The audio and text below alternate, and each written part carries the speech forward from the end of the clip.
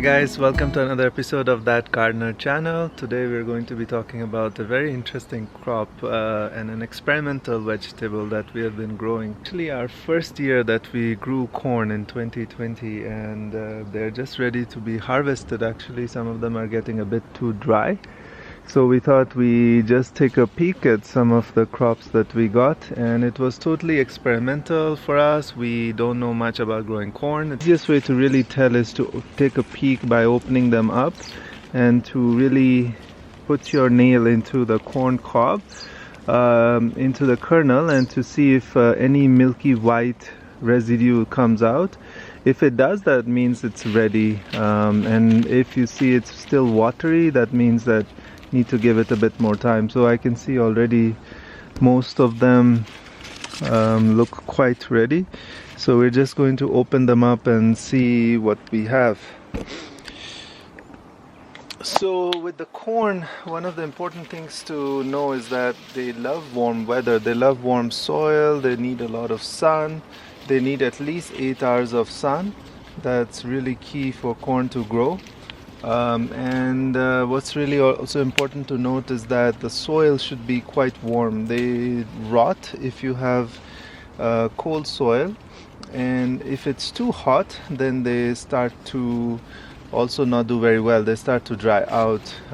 So this one is a fail. I can see that this cob didn't really get to develop much. As you can see, if you open, there's nothing really much here, so it's going to go in our compost. So this one is a fail. We have another one here, down here. It's quite small. I don't think we're going to do much with this either. It's more like a baby corn. We'll try to see if we can harvest some of this kernels, but also a very small one. Let's take a look at this one. This looks quite dried out, as I said before, and we're still learning how to grow corn properly. And the easiest way to pluck the corn, what I've learned is that what you want to do is to just push it down, and then you just snap it up.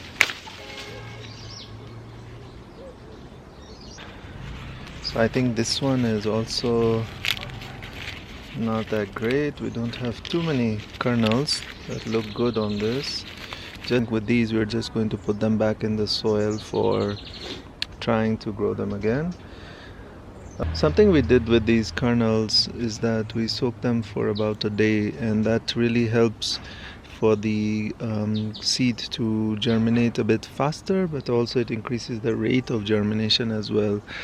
We have a video about soaking seeds as well. Do check it out. We did it with coriander seeds, but the rule really applies to any seeds. It's always good to soak them for about a day and then to plant them, and it was the same with the corn. We soaked it and then we planted it, and that really helps for it to hydrate a bit, because it's quite dry, of course, when you first purchase it or when you first harvest it, and then when you soak it, it hydrates quite a bit, and then it gives you a better chance with the germination. There's another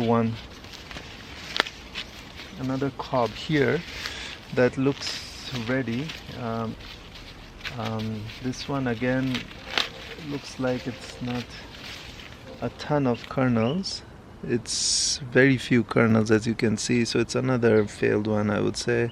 But we have few kernels that we're going to put them back in the soil for seeing if we can do better this time with these seeds. We don't really give them a ton of space because they grow very well vertically, and the reason why it's recommended for a foot apart is for making sure that they pollinate in blocks. But for us, what we tend to do is do a little bit of hand pollination, simply by shaking them regularly.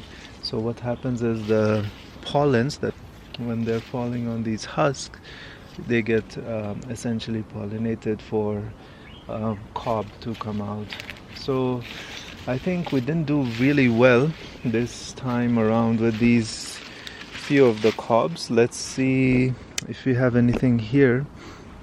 You can see we have two more plants here that came up, but again they didn't do really well. And really we've been just experimenting with this a little bit. We don't have a lot of space. We just thought let's throw it against the fence, which was, I think, still a good idea. Just the issue sometimes can be that you might not have the best seed quality, which I think was the case for us. I think we're going to try a different seed quality next time. And here's another corn cob. Doesn't look good either. Very few kernels.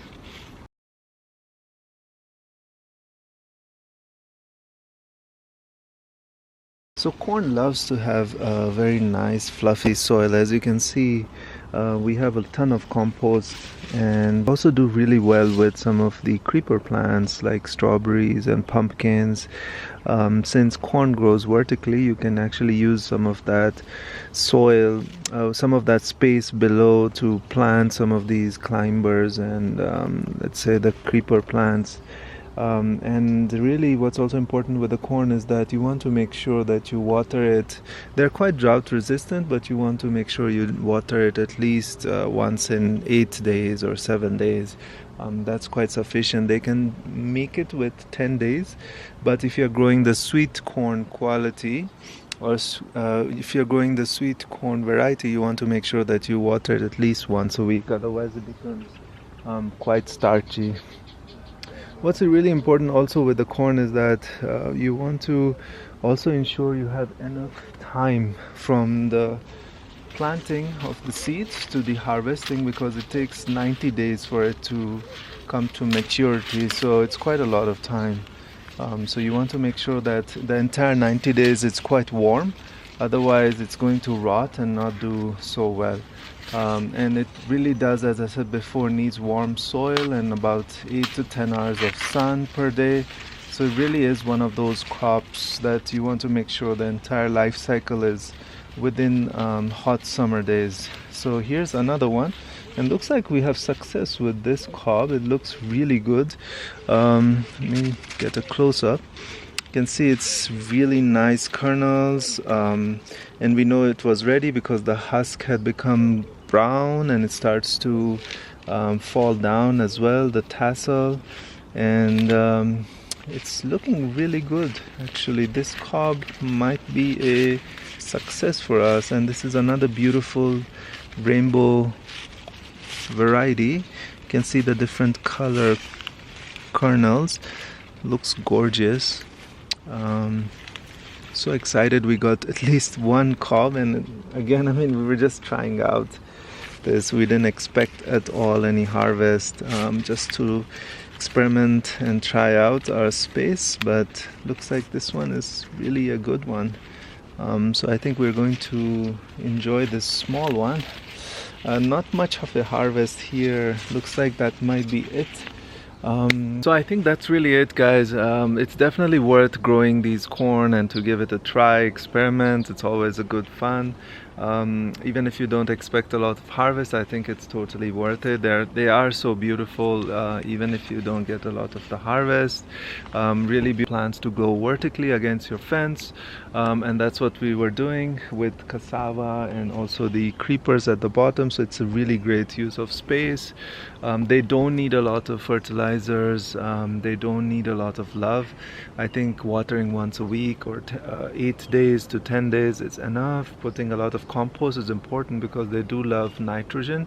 Remember, corn is a grass, so what's important with the corn is to make sure that you keep adding nitrogen on a regular basis. The corn cob is actually just a byproduct that comes out from the corn, but actually it's a grass, so you want to make sure that you keep giving it a lot of nitrogen over time.